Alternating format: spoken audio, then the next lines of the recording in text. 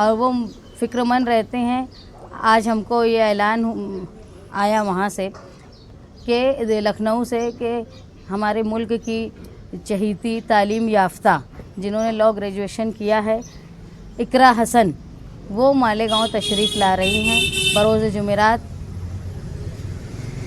14 तारीख को 14 नवंबर को सुलेमानी चौक में 10 बजे से लेकर 6 बजे से लेकर 10 बजे तक जलसा रहेगा।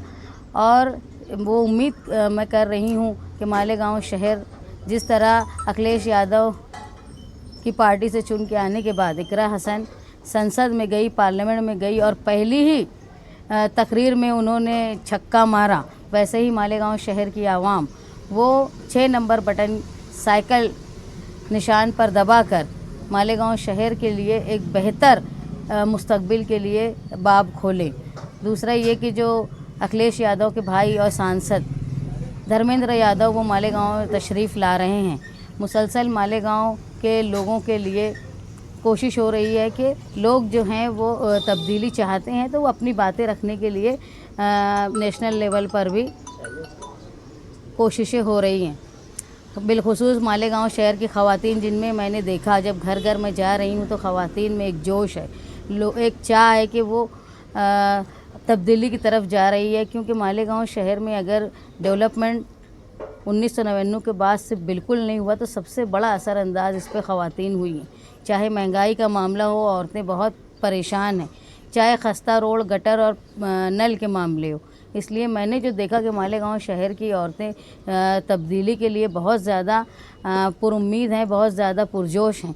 तो कई लोगों का, ख़वातीन का ये कहना था कि जलसे में हमको भी बुलाया जाए। तो हमने कल जो जलसा 14 तारीख को हो रहा है जुमेरात के दिन सुलेमानी चौक में, तो नया पूरा गली नंबर 15 में बिलखुसूस ख़वातीन के लिए इंतज़ाम किया है कि इकरा हसन को, इस कौम की बेटी को सुनने के लिए ख़वातीन वहाँ तशरीफ़ लाए।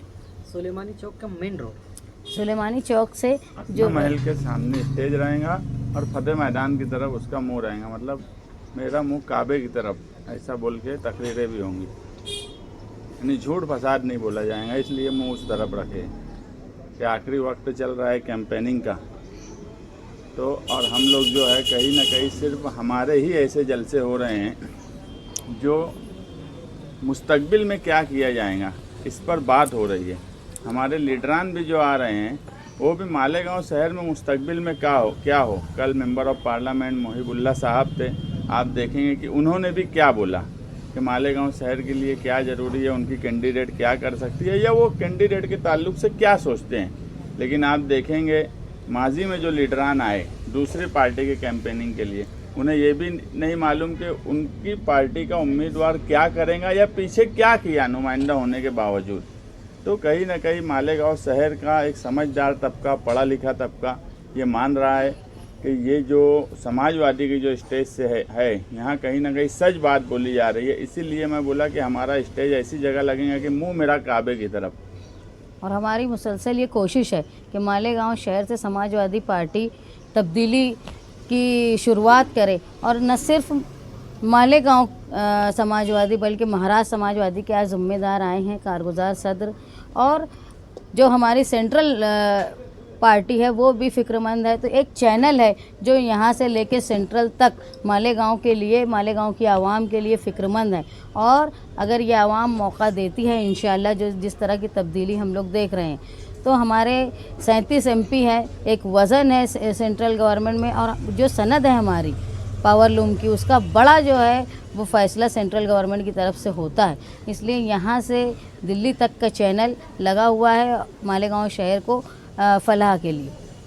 तो क्या बाकी लोगों को, बाकी जो पार्टियां हैं उनको भी अब स्टेज मतलब किबले की तरफ रुख कर लगाना? वो लगा ही नहीं सकते ना, झूठ बोलते हैं, लगा ही नहीं पाएंगे, बोलेंगे भी तो नहीं लगाएंगे, सिर्फ झूठ तो बोल रहे तो कैसे लगाएंगे। भाई वो इकरा हसन आ रही है तो कुछ रोड शो वगैरह का ही प्रोग्राम है क्या, किसी को जलसा रहेगा? अभी फ़िलहाल जलसे का 6 बजे से लेकर रात में 10 बजे तक जलसे का प्रोग्राम है, और वो तो आएंगी तो वो शहर देखेगा, रोड शो हो ही जाएगा।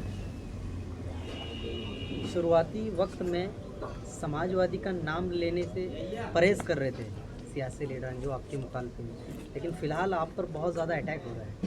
असल में बात ये है कि उनके पास उस वक्त बात ये थी कि वो नज़रअंदाज कर रहे थे। हमको नज़रअंदाज करने की वजह ये थी कि मिली जोड़ वो लोग खेलते थे। दोनों तरफ से एमआईएम के उम्मीदवार हों चाहे अजीत पवार के उम्मीदवार हो, ये कोशिश यही करते थे कि एक दूसरे के बंदूक और ऐसी बात की जाए जो मुद्दों से हट कर है। लेकिन जब उन्होंने ये देख लिया कि मालेगांव शहर में सिर्फ समाजवादी पार्टी है जो मुद्दों पर बात कर रही है, क्या करना चाहती है, ये विज़न के साथ जो कर सकते हैं वो बात कर रहे हैं, तो उनको आवामी दबाव जब उनके सर पर आया तो वो खिलाफ में बोलने लगे। लेकिन ये सब के बाद भी आज भी किसी के स्टेज से मालेगांव शहर के लिए उन्होंने क्या खाका बनाया है ये भी नहीं बता रहे, या उन्होंने जो 15 साल या 10 साल मालेगांव शहर में एमएलएशिप गुजारी और कारपोरेशन में राज किया उसमें उन्होंने कोई क्या काम करके बताया ये वो बता नहीं पा रहे। यहाँ तक कि जब कोई लीडर हैदराबाद से आए तो वो बेचारे भी इस बात से कासिर रहे, मजबूर रहे कि वो बता नहीं पाए कि ये शहर का एमएलए क्या काम करेंगे और या क्या कर चुके। मैनिफेस्टो नहीं ला रहे आप, जानकारी मिली क्यों? मैनिफेस्टो हम जो मालेगांव शहर के लिए करेंगे उसको हम शान की गारंटी के नाम से हम लोग उसको बहुत जल्द आवाम के सामने लाएंगे और वही बात करेंगे जो हम कर सकते हैं, और हम क्या कर सकते हैं ये शहर जानता है। मैनिफेस्टो आमतौर पर ऐसा होता है कि हम भी इससे पहले मैनिफेस्टो जारी किए, ऐसा नहीं कि नहीं किए।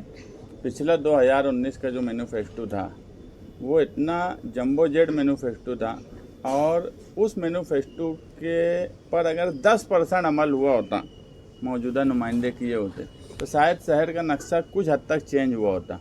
मगर मैनिफेस्टो पे 10% या 2% भी अमल नहीं हुआ। इसलिए हम इस मर्तबा जो है शान की गारंटी, काम क्या है वो किस तरह से किया जा सकता है, इसके साथ हम आवाम के सामने आएंगे। वो गारंटी हम देंगे कि हम कितने वक्त में कौन सा काम करेंगे। इसलिए हम उसको शान की गारंटी के तौर पर 1-2 रोज़ में आवाम के सामने वो लेकर आने वाले हैं।